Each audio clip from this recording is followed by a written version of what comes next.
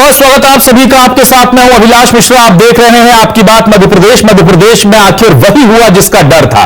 पंचायत चुनाव निरस्त हो गए। बीजेपी और कांग्रेस अपने अपने नफे नुकसान के हिसाब से इसका स्वागत कर रहे हैं, लेकिन इस सबके बीच पंचायत चुनाव के प्रत्याशियों के साथ ही व्यापारी जो इस पूरी इलेक्शन प्रोसीजर के साथ जुड़े रहते हैं, उनका बिजनेस जुड़ा रहता है, वो गड्ढे में चले गए। उन्हें भयंकर नुकसान हो गया।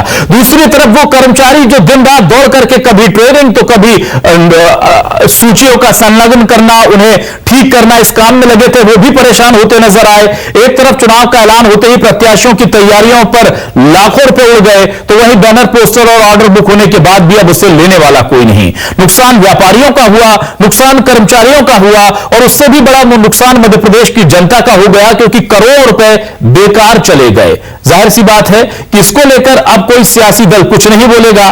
बोलेंगे तो यही कि एक दूसरे ने इस नुकसान की जिम्मेदारी उठानी चाहिए, लेकिन जिम्मेदार कौन है और जिम्मेदार क्यों मौन है, इसी पर करेंगे आज आपकी बात।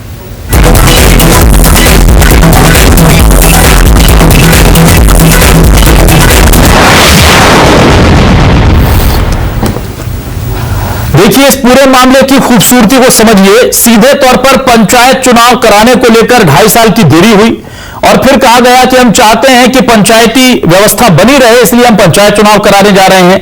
पंचायत चुनाव होते उससे पहले इसे पूरा लीगल मामले में अटका दिया गया और फाइनली पंचायत चुनाव नहीं हो रहे हैं। सबसे ज्यादा नुकसान उन लाखों प्रतिनिधियों का हुआ है जो सरपंच बनकर, पंच बनकर या दूसरे तरीके से लोगों की सेवा करना चाहते थे। क्या कहना है मध्य प्रदेश सरपंच संघ का इस पूरे मामले को लेकर, आपको सुनाते हैं। जो ग्राम पंचायतों के सरपंचों के पहले जो प्रभार थे, वो प्रभार सरकार को पुनः उनको वापस करनी चाहिए। और मैं चुनाव आयोग से भी एक निवेदन करना चाहता हूं कि जो हमारे सरपंच साथियों का जो चुनाव आयोग द्वारा क्राइटेरिया तय किया गया था पैसे खर्च करने का, जिनके पैसे उस क्राइटेरिया के अंतर्गत खर्च हो चुके हैं, मैं निवेदन करूंगा कि उनके वह पैसे भी वापस किए जाएं। और गांव में जिस तरीके से एक उत्साह का माहौल था और फिर अफरा तफरी का और एक असमंजस का माहौल था, उसको राज्य सरकार ने खत्म किया। इसके लिए मैं राज्य सरकार का अभिनंदन करूंगा। और जो हमारे ओबीसी वर्ग के लोगों में एक जो उदासीनता थी, एक हताशपन था, उसके लिए भी मैं धन्यवाद करूंगा कि हमारे ओबीसी साथियों के लिए भी सरकार ने चिंता की है। और अब देखते हैं कि उन प्रत्याशियों का क्या हाल है जो कि नामांकन कर चुके थे, पोस्टर छपवा चुके थे, पैसा खर्च कर चुके थे और बाद में कह दिया गया ना अभी चुनाव नहीं होंगे, घर जाइए। सुनते हैं उनकी पीड़ा। मुश्किल से सरकार बनती, बहुत पैसा खर्चा होया गरीबों का।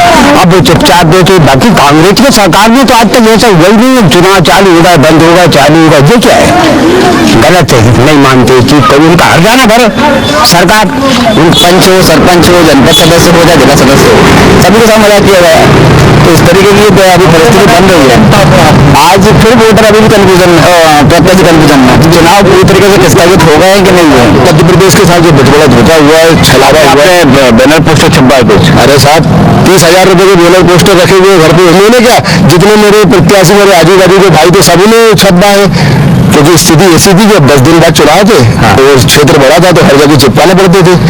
सब कुछ छपवा लिए, बैनर पोस्टर पब्लिक में बढ़वा दिए और अचानक बंद हो गए, दुरुस्त हो गए। और आइए अब सुन लेते हैं उन सरकारी कर्मचारियों की पीड़ा भी जिन्हें हर कोई ऐसा समझता है कि वो बेचारे ना घर के हैं ना घाट के हैं। अगर नहीं जाते, पता ये पहले दिन से था उन्हें कि सुप्रीम कोर्ट ने इस पर ऑब्जेक्शन दिया है और ये चुनाव होना बहुत मुश्किल है, लेकिन फिर भी आदेश निकलते रहे। ट्रेनिंग कीजिए, प्रैक्टिस कीजिए, ईवीएम मशीन लीजिए, सील कीजिए, तमाम चीजों के ऑर्डर निकलते रहे और वो उसमें जुटे रहे, लगे रहे। उन्हें पता था कि ये मेहनत जाया जाएगी। सरकारी पेट्रोल डीजल जलता रहा, टीएडीए का बिल कटता रहा और आखिरकार नतीजा क्या निकला? ढाक के 3 पात। सुनिए उन सरकारी कर्मचारियों का दर्द। नहीं, कोई जानकारी नहीं दी। कोई मैसेज आया था कि 10 बजे पहुंचना है, आज 29 तारीख को 4 बजे तक ड्यूटी। 10 बजे उपस्थित होने का मैसेज आया था, लेकिन चुनाव निरस्त होने का कोई भी मैसेज नहीं आया हुआ है। तो जाहिर सी बात है, अब जरा उन कारोबारियों का हाल भी जान लेते हैं जो बैनर पोस्टर बनाकर इन चुनाव से अपनी आजीविका चलाते हैं। सरकारों का मूल काम होता है लोगों की रोजी रोटी भी चलती रहे।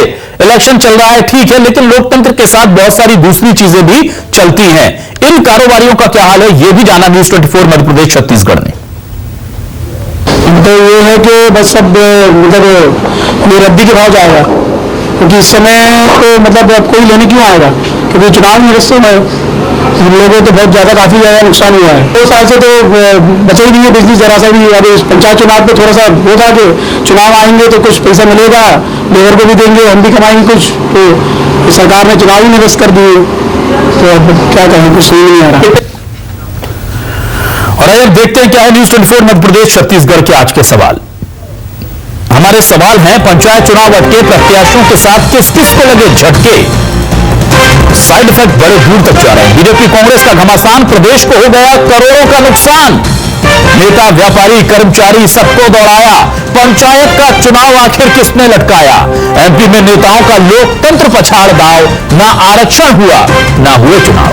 देखिए हमारे साथ 3 खास मेहमान जुड़ चुके हैं। हमारे साथ बीजेपी से वरिष्ठ नेता और बीजेपी के फायर ब्रांड प्रवक्ता रजनीश अग्रवाल जी जुड़ चुके हैं, जो कि बड़े पदाधिकारी हैं मीडिया विभाग के। रजनीश जी, बहुत स्वागत है आपका न्यूज 24 मध्य प्रदेश छत्तीसगढ़ पर। कांग्रेस से प्रदेश महामंत्री और प्रवक्ता वरिष्ठ नेता मृणाल पंत जी जुड़े हुए हैं। मृणाल जी, आपका भी स्वागत है न्यूज 24 मध्य प्रदेश छत्तीसगढ़ पर। और मध्य प्रदेश सरपंच संघ के अध्यक्ष सोमेश गुप्ता जी भी हमारे साथ जुड़े हैं। सोमेश जी, आपका बहुत स्वागत है हमारे इस खास डिबेट में। सबसे पहले मैं रजनीश जी आपके पास आता हूं। देखिए रजनीश जी, चुनाव बहुत तकनीकी प्रक्रिया होती है और इसमें जाहिर सी बात है कि बहुत सारी चीजों का ध्यान रखना पड़ता है, लीगल ऑब्लिगेशंस भी होते हैं, संवैधानिक दायित्व भी होते हैं, लेकिन नुकसान तो बड़ा हो गया मध्य प्रदेश का। जिम्मेदार सर आपको लगता है कि कहीं ना कहीं दोनों ही पार्टियां बीजेपी और कांग्रेस के बीच समन्वय का अभाव कह लें या प्रतिद्वंदिता कह लें, ये रही, या आप सीधे तौर पर सिर्फ कांग्रेस को जिम्मेदार मानते हैं इसका? ये बात बिल्कुल सही कही कि चुनाव निरस्त होने के कारण निश्चित तौर पर लोकतंत्र का नुकसान हुआ है। लंबे समय से पंचायतों को प्रतिनिधि मिलना चाहिए थे, समय रहते नहीं मिल पाए, पहले कोरोना के कारण, उसके पहले कांग्रेस के कारण। दोनों ने बड़ी भूमिका इन चुनाव को निरस्त कराने में, आगे बढ़ाने में निभाई। और आपने जैसा कहा कि सबको यह अंदाज था कि जिस प्रकार से सुप्रीम कोर्ट ने वो आदेश दिया उसके चलते चुनाव होना मुश्किल है, ये सबको अंदाज था। और ये करने वाले कौन थे? करने वाले कांग्रेस के लोग थे जो कह रहे हैं कि हम आरक्षण के लिए नहीं गए, हम तो रोटेशन के लिए गए। तो रोटेशन होता काय का है? रोटेशन आरक्षण का ही तो होना था, जिसको लेकर आपको दिक्कत थी। फिर आप जब हाईकोर्ट और सुप्रीम कोर्ट दोनों से बैरन वापस लौटा दिए गए, आपको सुनवाई के चुनाव पर रोक नहीं हो पाई, तो उसके बाद में आप पुनः सुप्रीम कोर्ट गए और महाराष्ट्र का गवली प्रकरण जब आपके ध्यान में आया तो उसका उल्लेख कांग्रेस के लोगों ने सुप्रीम कोर्ट में किया। उनको पता था, जो न्यायपालिका को भलीभांति जानते हैं, जो आए दिन इस प्रकार के फैसलों से वाकिफ होते हैं, उन्होंने खेल खेला, षड्यंत्र रचा और उस षड्यंत्र के तहत मध्य प्रदेश के चुनाव गवली प्रकरण जो महाराष्ट्र का है उसके आलोक में ओबीसी के आरक्षण के तहत विसंगति पूर्ण ढंग से स्थापित हो गए। और स्वाभाविक है, मध्य प्रदेश भारतीय जनता पार्टी की सरकार ने विधानसभा के भीतर भी अपना पक्ष रखा और जो संकल्प पारित हुआ वो भी सबके समक्ष उपस्थित है कि हम ओबीसी के आरक्षण को लेकर जो विसंगति पैदा हुई थी, हम उस विसंगति के साथ में चुनाव में जाना नहीं चाहते थे। और उसके बाद में जिस प्रकार के हालात बने, परिस्थितियां बनी, वो लगातार कानूनी और जो न्यायपालिका है उसके कारण और फिर राज्य निर्वाचन आयोग ने फैसला लिया। तो भारतीय जनता पार्टी चुनाव चाहती है और आगे भी इस प्रकार की भूमिका में लगातार बनी रहेगी। हम चुनाव लोकतंत्रीकरण ढंग से चाहते हैं, चुनाव का कांग्रेसीकरण नहीं चाहते। चुनाव को हर दृष्टिकोण से संवैधानिक भावना के तहत होनी चाहिए और इसमें मैं बिल्कुल सहमत हूं कि चुनाव अगर होते हैं लोकतंत्रात्मक पद्धति से होते हैं, सबकी भावना और आकांक्षाओं के अनुसार होते हैं, तो कई लोगों का इसमें लाभ था जो वंचित हुए हैं। निश्चित तौर पर कहीं ना कहीं नुकसान हुआ, उस नुकसान का कारण केवल और केवल कांग्रेस है। इसमें कहीं कोई दूसरी बात नहीं है, दूसरा कोई कारण नहीं है। मैंने तथ्यों के साथ में भी इस बात को आपके सामने रखा है। ठीक, मृणाल जी, सिर्फ और सिर्फ कांग्रेस दोषी है करोड़ों रुपए के सरकारी खजाने के नुकसान से लेकर लोकतंत्र की भावना, मूल भावना को अटकाने के लिए भी कांग्रेस दोषी है, क्या कहेंगे आप? मृणाल जी की आवाज जरा दे दें, आवाज नहीं आ रही है।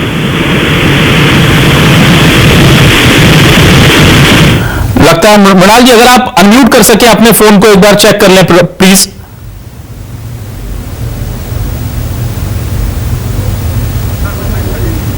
हम तब तक सोमेश जी के पास आते हैं और फिर मृणाल जी से जोड़ेंगे। सोमेश जी, मुझे आज किसी कर्मचारी और एक मेरी बात हो रही थी सरपंच पद के प्रत्याशी से, और बड़ी वेदना के साथ उन्होंने अपना दर्द यह बयां किया कि साहब एक चुनाव लड़ना सरपंच का या पंच के लिए लोगों को लिए आसान लगता होगा, 4-5 साल तो उसकी तैयारी में जुट जाते हैं अपनी छवि बनाने में, और उसके बाद 7 साल से चुनाव 7.5 साल से हुए नहीं थे।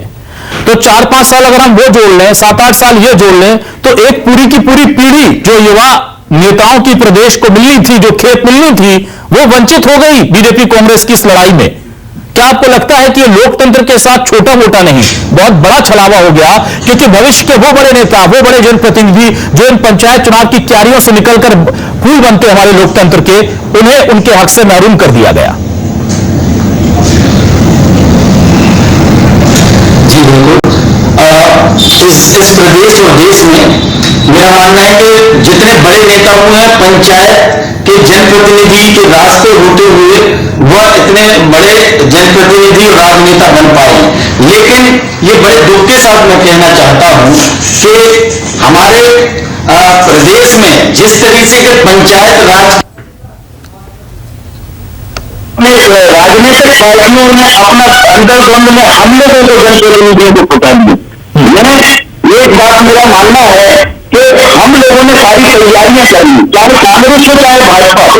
मेरा कहना कि हम लोगों को सारी तैयारियां करी, लोग मेहनत करके पंचायत चुनाव में उतर गए थे। अगर यही प्रक्रिया फॉर्म भरने के पहले, चिन्ह आवंटित होने के पहले हो जाती तो बड़ी सेवा होगी। जो हमारे लोगों का पैसा और समय बर्बाद हुआ है, लोगों ने अपनी जमीन गिरवी रख के जो गांव का विकास का सपना देखना चाहते, कुछ विजन लेके आते हैं, उन्होंने जो पैसा खर्च कर दिया, अपना समय खर्च कर दिया, उनकी किसी को चिंता नहीं थी।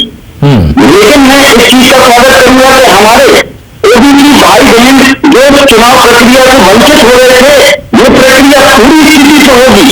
और जो सरकार ने भी या चुनाव आयोग ने भी जो बताने में बड़ा विलंब किया, इसको बड़ा गांव के लोगों में असरवृद्धि का जो माहौल था, लोगों को अपनी से था, लोगों का विश्वास उठ रहा था इन संवैधानिक जो हमारे कानून में। तो मेरा सभी लोगों को ये निवेदन था कि अभी सुना फिर ऐसा ना हो कि हम लोगों को फिर उसी चीजों में फंसा दिया जाए। हम लोगों को एक जो जनप्रतिनिधि हम लोग स्वयं के अपनी छवि लेकर अपने स्वयं के व्यवहार पर ये चुनाव लड़ते हैं। हम लोग स्वयं अपने कोई राजनीतिक पार्टी के चुनाव चिन्ह पर नहीं जाते, हम लोग स्वयं के व्यवहार और मेहनत से ये चुनाव लड़ते हैं। इसमें राजनीति का कोई स्थान नहीं होना चाहिए। ठीक है, हम रवनीश जी के पास दोबारा आते हैं। मृणाल जी अभी हमसे ठीक ढंग से जुड़ नहीं पाए। रवनीश जी, देखिए मेरा सवाल यह है कि हमने बहुत सारे डिबेट कर लिए जिसमें बीजेपी कांग्रेस को और कांग्रेस बीजेपी को जिम्मेदार बता रही है, लेकिन रवनीश जी कुछ जगह तो हमें अव्यवस्था भी दिखी, या हम ये कहते हैं कि जो प्रोसीजर लकुना होता है ना हमारे सिस्टम का, उसका खामियाजा दिखा। ये आदेश पंचायत चुनाव निर्वाचन आयोग ने 2 दिन पहले निकाल दिया कि प्रक्रिया को स्थगित किया गया कार्यक्रम के सारे, और आज सुबह तक पंचायत से जुड़े हुए कर्मी जो हैं उन्हें ऑर्डर दिए गए थे, वो पहुंच रहे हैं 200 300 किलोमीटर दूर जाकर, 100 किलोमीटर दूर जाकर के ड्यूटी में खड़े हैं। फिर उन्हें पता चल रहा है भाई आपको पता है, बोले हमें पता है कि 2 दिन पहले निरस्त हो गया लेकिन हमें आदेश नहीं मिला है। तो ये सिस्टम के कारण भी तो बहुत खर्चा होता है ना सर, इसके लिए तो हम कांग्रेस को सिर्फ जिम्मेदार नहीं ठहरा सकते। कुछ जगह इन चीजों को, व्यवस्थागत चीजों को, जब हम पहले ही बहुत लॉस में चल रहे थे तो थोड़ा प्री एज्यूम करके हमें इसे डिसाइड कर लेना था। देखिए 2 पक्ष अलग अलग है। एक राज्य निर्वाचन आयोग का पक्ष है। राज्य निर्वाचन आयोग ने कल देर शाम इस प्रकार का निर्णय लिया, प्राप्त निर्वाचन की जो आचार संहिता कर्मचारी अधिकारी जो ड्यूटी पर तैनात होते हैं उनकी दृष्टि से आपको पता होगा कि इसमें कोई हीला हवाली बर्दाश्त नहीं होती, और उसी दृष्टि से जब तक लिखित परत में जो प्रशासनिक प्रक्रिया है उसमें उनको आदेश नहीं मिलता, सीधा स्पष्ट लिखित में संदेश नहीं मिलता, तब तक वो किसी भी तौर पर स्वीकार नहीं कर पाते। तो ये प्रक्रिया है, तो मुझे लगता है भले ही थोड़ा ऊर्जा और पैसा दोनों बर्बाद हो, लेकिन ये प्रक्रिया को हम कहीं बाधित नहीं कर सकते। ये प्रक्रिया तो उसी प्रकार चलेगी क्योंकि ये संवैधानिक व्यवस्था है, कानूनी व्यवस्था है, नियमों का पालन की व्यवस्था है। तो केवल केवल फोनों के संदेश से नहीं होता। अगर इसमें त्रुटि हो जाए, फिर कहें कि प्रशासन कैसे काम कर रहा है, कैसे फोनों से और व्हाट्सएप से कर दिया, तो कई प्रकार के सवाल हैं। मुझे लगता है इसकी प्रक्रिया और कैसे तकनीकी रूप में आसान हो सकती है, इसके ऊपर जरूर निर्वाचन आयोग को, प्रशासन को ध्यान देना चाहिए। इस बात से इत्तेफाक रखता हूं, लेकिन जो नियम है उन नियमों का कहीं ना कहीं सख्ती के साथ में पालन भी जरूरी है, लेकिन तकनीक की सहायता लेकर और आसान कर सकते हैं तो करना चाहिए। ठीक है मृणाल जी, क्या आप मुझे सुन पा रहे हैं? मृणाल जी माफी चाहूंगा तकनीकी दिक्कत के लिए। मृणाल जी मैं आपसे जानना चाहता हूं, सारा का सारा जो आरोप है वो रजनीश जी ने लगाया, कांग्रेस सिर्फ और सिर्फ कांग्रेस दोषी है, क्या प्रतिक्रिया आपकी? अभिलाष जी, ये कोई नई बात नहीं है कि आज भारतीय जनता पार्टी ऐसे आरोप लगा रही है। सात साल तक केंद्र की सत्ता में रहने और 17 साल तक मध्य प्रदेश की 17वें साल में रहने के बाद भी वो अपनी हर गलती का ठीकरा कांग्रेस पर ही फोड़ना चाहती है। सब जानते हैं कि स्थानीय चुनाव कराने की पूरी जिम्मेदारी तत्कालीन राज्य सरकार की होती है, और आज की स्थिति में भारतीय जनता पार्टी की राज्य सरकार मध्य प्रदेश में काबिज है। ये तो उसकी संवैधानिक विफलता का जीता जाता उदाहरण है, प्रशासनिक असफलता का प्रत्यक्ष प्रमाण है, और राजनीतिक अक्षमता पूरे प्रदेश में पत्रकारों ने और पंचायती राज के लोगों ने देखी। ये सरकार असल में चुनाव कराना चाहती ही नहीं है। इसलिए पहले दिन से स्थानीय निकाय के उन जनप्रतिनिधियों को, जिनकी आकांक्षा है कि वो जीत कर जनता का प्रतिनिधित्व करें, उस जनता को जिसकी आकांक्षा है कि हमारी समस्याएं हमारे प्रतिनिधियों के माध्यम से हल हो, उन सबके अधिकारों पे प्रशासनिक मशीनरी के माध्यम से कब्जा रखने के लिए इस तरह के अध्यादेश लगातार एक के बाद एक लाए जा रहे हैं, जिनके बारे में ये सरकार पहले से जानती है कि न तो ये कोर्ट में टिकेंगे, न ये स्पष्ट रूप से जनता के हित में है, न किसी भी वर्ग के हित में है। इसीलिए सबसे पहले बिना रोटेशन के अध्यादेश लाया गया, और उसके बाद जब सरकार को कोर्ट के सामने बोलने का स्पष्ट तौर पे मौका था कि मध्य प्रदेश के ओबीसी लोगों को उनका अधिकार वो दिया जाए, जिसकी संकल्पना कमलनाथ जी की कांग्रेस सरकार ने की थी, तो भारतीय जनता पार्टी के सारे वकील मुंह बंद करके उसी तरह खड़े रहे जिस तरह पिछली बार ओबीसी आरक्षण के केस में हाई कोर्ट में मुंह बंद करके खड़े थे।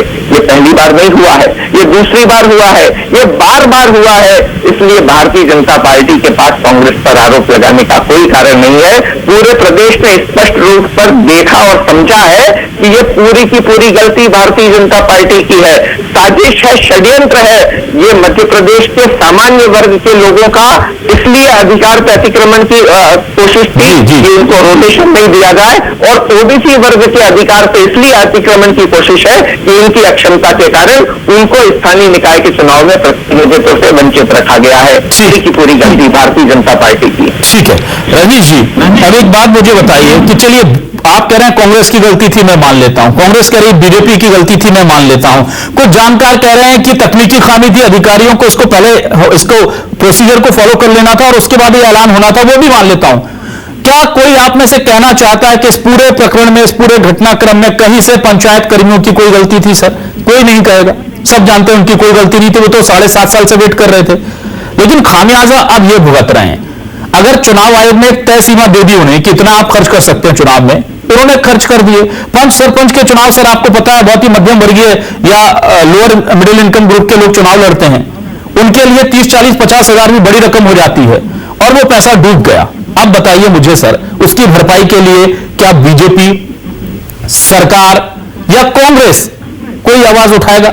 रजनीश जी मेरा आपसे सवाल है, पहले फिर मैं इस सवाल पर आऊंगा मृणाल जी के पास। अभिलाष जी, भारतीय जनता पार्टी ने आरोप लगाए तो आप कह रहे मैं मान लेता हूँ, कांग्रेस ने आरोप लगाए तो आप कह रहे मैं मान लेता हूँ। क्यों मानेंगे जी, क्यों माने?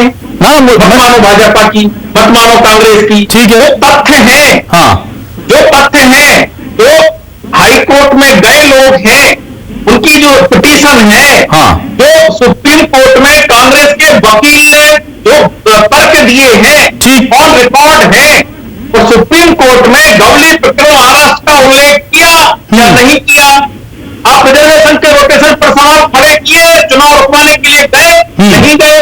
और स्पष्ट है गए, आपने गुहार लगाई चुनाव। लेकिन रजनीश जी, ये सवाल तो फिर जवली प्रकरण का आप उल्लेख करते हैं रजनीश जी, तो फिर ये सवाल भी उठता है ना कि आप बीजेपी को पता था कि ऑलरेडी गवली प्रकरण को लेकर के सुप्रीम कोर्ट से स्टे लगने को लेकर मांग चल रही है, तो इसीलिए उसमें आपने वो क्रॉस डाल दिया, ये कांग्रेस का 15 तारीख को आया जी सुप्रीम कोर्ट का निर्णय 15 तारीख को आया जी। ठीक है। और नेक्स्ट डे उसके जो जानकार लोग हैं वो उसको उसके संदर्भ में रोक पाने के लिए पहुंच गए षड्यंत्र पर। ये जो जानते हैं कि ना रजनीश जी, इसलिए मैंने कहा ये तथ्य पर आप हमारा इस तथ्य पर हम लगातार डिबेट कर रहे हैं, लेकिन ये भी तो तथ्य है कि पंचायत कर्मियों की गलती नहीं थी, और उससे भी बड़ा तथ्य है कि उनको नुकसान हो गया। अब मैं ये जानना चाह रहा हूं कि क्या कोई उनके हक में आवाज उठाएगा? पंचायत कर्मी किसे कह रहे हैं मुझे नहीं पता। पंचायत जनप्रतिनिधि, माफी चाहूंगा, लेकिन उनको नुकसान हो रहा है सर। जनप्रतिनिधि तो अभी है ही नहीं था। अच्छा, जो जिन्होंने नामांकन की प्रक्रिया अभ्यर्थी जो है नामांकन भर दिया, उसी को लेकर मैंने पहले भी कहा कि उनका बहुत बड़ा नुकसान हुआ है। निसंदेह रूप से व्यापारियों का नुकसान हुआ है, निसंदेह रूप से, और ये समाज का नुकसान हुआ है, क्योंकि उनको समय से जनप्रतिनिधि मिलना चाहिए। हम तो इसीलिए शक्ति के साथ में चुनाव करवाने की इच्छा रखते थे, उसी के साथ में गए थे। पूरा प्रशासन हमने तैयार किया था, पूरी व्यवस्थाएं बनाई थी कि चुनाव होना चाहिए। कांग्रेस ने तो टिकट बढ़ा के। ठीक है, सुमेश जी के पास आता हूं। सुमेश जी ने मांग की थी, सुमेश जी आपने मांग की थी कि नुकसान जो हुआ उसकी भरपाई होनी चाहिए। अगर किसी ने लीगली कर दिया, तमाम चीजें चुनाव आयोग के तय निर्देशों के अनुसार खर्च की हैं और उसके पास बिल है और वो दिखा रहा है, तो उसकी नुकसान की भरपाई होनी चाहिए, क्योंकि ये गलती उसकी नहीं थी। क्या इस मांग को आप सरकार और विपक्ष दोनों के सामने रखेंगे, चुनाव आयोग के सामने रखेंगे? हम लोग तो चुनाव आयोग के जो दिशा निर्देश थे उनके अनुसार हम लोगों ने भरने की प्रक्रिया की। जो क्राइटेरिया चुनाव आयोग द्वारा तय किया गया था उनके खर्च भरने का, अब हम लोगों की तो कोई गलती है नहीं इसमें। सरकार चुनाव में क्राइटेरिया तय किया तो उसके ऊपर हम लोगों ने जनप्रतिनिधियों का खर्च चुनाव में कमर में पूछ चुके थे, उनका पैसा भी वापस होना चाहिए।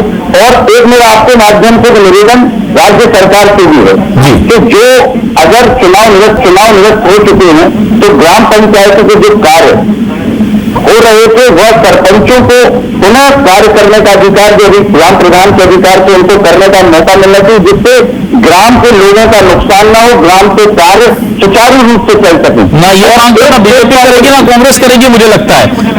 हालांकि मांग बहुत जायज है आपकी सुमेश जी, लेकिन मैं पूछ लेता हूं मृणाल जी, क्या आपको इनकी मांग जायज लगती है कि अगर जनप्रतिनिधियों से आपने 2.5 साल से अधिकार ले रखे हैं और किसी तकनीकी खामी की वजह से फिर से चुनाव अटक रहे हैं, तो पुराने जो जनप्रतिनिधि हैं उन्हें ही वो अधिकार दे दिए जाए ताकि अपने गांव के विकास में उनके ही गांव के लोग शरीक हो, ना कि अधिकारी?